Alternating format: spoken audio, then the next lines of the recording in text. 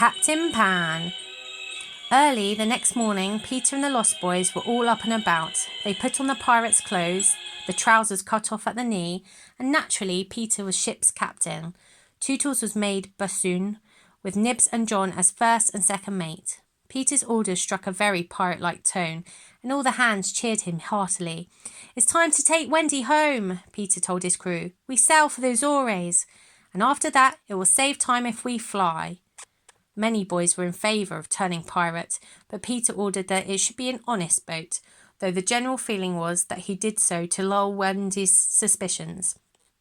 No one would dare to question Captain Pan, but we must not stay with the Jolly Roger. We must leave the children to their voyage and return to the sad home which Wendy, John and Michael Darling left so long ago.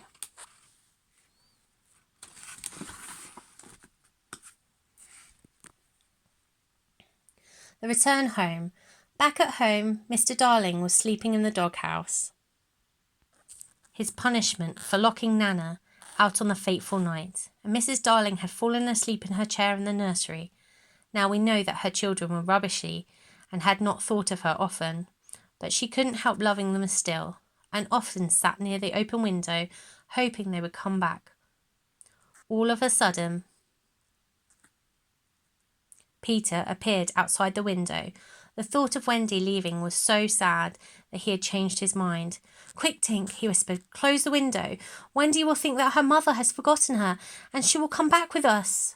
Together they pulled it shut, but when Peter peeped inside, he saw that there were 2 sad tears running down Mrs. Darling's cheeks. "She must be awfully fond of Wendy," thought Peter, "but I'm fond of Wendy. We can't both have her." But Peter could not forget those sad tears. "Oh, all right," he said at last and gulped. Then he opened the window. "Come on, Tink," he cried, and flew away. So when John and Michael and Wendy returned, they found the window open after all. Very quietly, they landed on the nursery floor and slipped into bed. When Mrs. Darling woke, she thought that she was still dreaming. "Mother!" cried Wendy. "Mother!" cried Michael and John. Mrs. Darling opened her arms, and the children ran to her. "George!" she cried to her husband. Mr. Darling ran into the nursery, closely followed by Nana, and there can never have been such a blissful scene of welcome. Downstairs the Lost Boys had been told to count to 500 before following.